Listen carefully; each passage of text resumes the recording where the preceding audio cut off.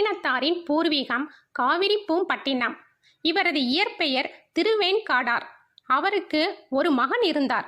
அவரது பெயர் மருதவாணன். சீரும் சிறப்புமாக வளர்த்து வந்தார். தன்னை போன்று தன் மகனையும் வணிகத்தில் ஈடுபடுத்தினார். தனது மகனை மிகப்பெரிய வணிகராக ஆக்கி புகழ்பெற செய்ய வேண்டும் என்று விரும்பினார். வெளிநாடுகளுக்கு கப்பலில் சென்று வியாபாரம் செய்வதையும் கற்றுக்கொண்டார்.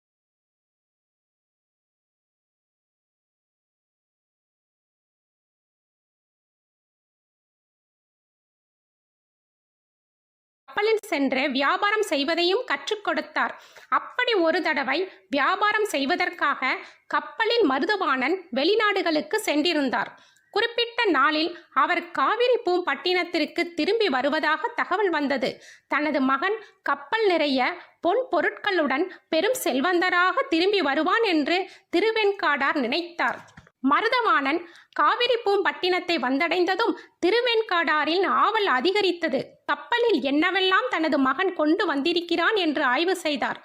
ஆனால் கப்பல் முழுக்க தவிடும் வரட்டியும் தான் நிரப்பி காதற்ற ஊசியும் வாராது கான் கடைவழிக்கே என்று எழுதப்பட்டும் திருவேன்காடாருக்கு இந்த உலகில் வாழ்வியல் தத்துவம் புரிய ஆரம்பித்தது.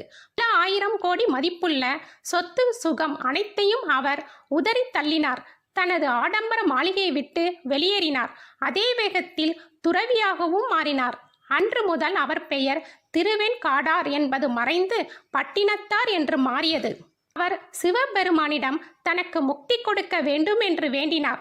அப்போது இறைவன், எந்த இடத்தில் உனக்கு பேய் கரும்பு இனிக்கிறதோ அங்கு உனக்கு முக்தி என்று அருள் புரிந்தார்.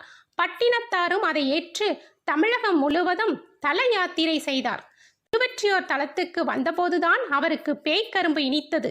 எனவே திருவொற்றியூரில் ஜீவ சமாதி அடைந்தார்.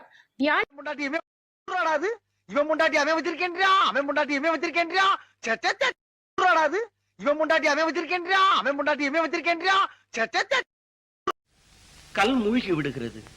இது கடலின் குற்றமா?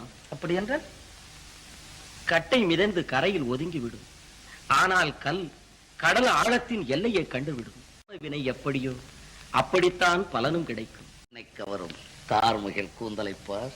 ஈரும் பேனும் நிறைந்த கூந்தல் கார்முகில். வேலை பழிக்கும் கண்ணழகை பார். காலையில் பார்த்தால் பீழை வடியும் கண்கள் வேலாம் சேலாம். இது மதுரசம் தரும் கனி இதழ். எச்சில் நாற்றத்தை தரும் இதழ் கனியாம் கனிரசமாம் கற்கண்டாம். போதும், இவர் பெண்களை பற்றி. பிணம் தின்னும் கழுகும் பழம் தின்னும் கிளியும் பறவை இனம்தான். ஆனால் தரம் வேறு, தன்மை வேறு. என் ஆசை நாயகியிடம் என்ன தரக்குறவை கண்டாய்? விரோதிகளின் வணக்கமும் வேசியரின் பழக்கமும் கடைசியில் விஷமாக மாறிவிடும்.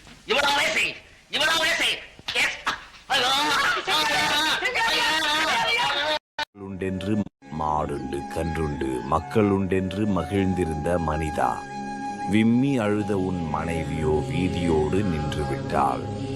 உன்னை சுமந்து வந்த சுற்றமும் சுடலையோடு திரும்பிவிட்டனர். இப்போது உனக்கு பேரெங்கே, பெரிய தனமெங்கே, ஊரெங்கே, உன் உறவெங்கே? இதோ நீ எரிந்துவிட்ட சாம்பல். இருந்த போதும் சிம்மாசனம், இறந்த பிறகும் ஒரு மேடையா? முடி சார்ந்த மன்னரும் முடிவில் ஒரு பிடி சாம்பலாவார்.